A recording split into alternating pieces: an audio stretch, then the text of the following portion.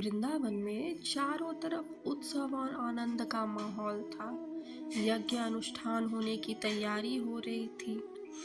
समस्त गोप गोपियां यज्ञ यज्ञ कुंड के पास में बैठे हुए थे। सभी ने ढेर सारा मिष्ठान फल आदि ला कर के वहां रखा हुआ था।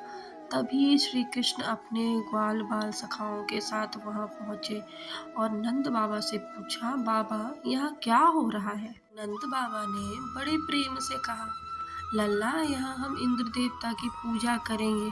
वह हमें जल देते हैं, वर्षा देते हैं, तभी तो हम अनाज पाते हैं। बाल कृष्ण मुस्कुराए और कहा, बाबा गोवर्धन महाराज हमें जल देते हैं, फल देते हैं, हमारी गैया वहाँ चरने जाती हैं, हमें तो उनकी पूजा करनी चाहिए। ग्वाल बाल ने थोड़ी बहुत बातचीत की, उसके बाद उनकी बात मान के श्री गोवर्धन महाराज की पूजा आरंभ कर दी। वहीं स्वर्गलोक में बैठा हुआ इंद्र सभा में अपने देख रहा था कि एक छोटे से बालक के कारण गोप गोपियों ने मेरी पूजा का तिरस्कार किया है। वह बहुत क्रोधित हो गया। उसने मेघ को आदेश दिया कि तुम जाओ, पूरे गोकुल को जलमग्न कर दो, पूरी तबाही मचा दो वहाँ पर। इंद्र अपने अहंकार में इतना चूर हो गया कि उसने आदेश दे दिया और मेघ ने भी उसका पालन किया, पूरे गोकुल को जलमग्न कर दिया। सारे गोप गोपी परेशान होकर के नंद बाबा के घर गए, उनसे अनुग्रह किया कि हे प्रभु आप हमें बचाएं। आपकी बात मान के हमने गोवर्धन की पूजा की और परिणाम स्वरूप इंद्र हमारे ऊपर बिजलियां गिरा रहा है, बारिश हो रहा है, वर्षा हो रही है। भगवान कृष्ण ने सबकी बात सुनी और कहा, हमने आज जिनकी पूजा की है अब वही हमारे प्राण की रक्षा करेंगे।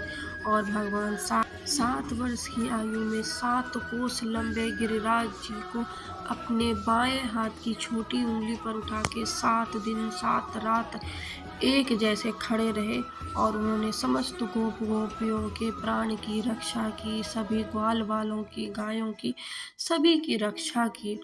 पर इस बीच इंद्र ये भूल गया था कि ये कोई साधारण बालक नहीं, ये साक्षात परम ब्रह्म है। जब उसका घमंड टूटा, बादल अपने आप छटने लगे, सूर्य भगवान का प्रकाश धरती पर आने लगा, समस्त गोप गोपी आनंद में लीन होने लगे, वो कृष्ण की जय जयकार करने लगे। इंद्र अपने घुटनों पे झुक गया और भगवान से आकर के क्षमा की याचना करने लगा। प्रभु तो हमारे दीन दयाल हैं, दीनानाथ हैं, उन्होंने उसे क्षमा कर दिया। कहा, इंद्र तुम देवताओं के राजा हो, तुम्हें अहंकार शोभा नहीं देता। क्या तुम भूल गए कि तुम लोगों के ही आग्रह करने पर मैंने पृथ्वी पर यह अवतार धारण किया है, राक्षसों के वध के लिए, संतों के तारण के लिए और समस्त भक्तों को सुख और आनंद प्रदान करने के लिए मैंने यह रूप धारण किया है, अवतार धारण किया है। समस्त देवी देवता भगवान के समक्ष प्रकट हो गए, उनकी स्तुति करने लगे, उनकी वंदना करने लगे, पुष्प वर्षा होने लगी। यह सब देख गोप गोपी आनंद से भर गए। वीडियो अच्छी लगी हो तो लाइक शेयर सब्सक्राइब ज़रूर करें।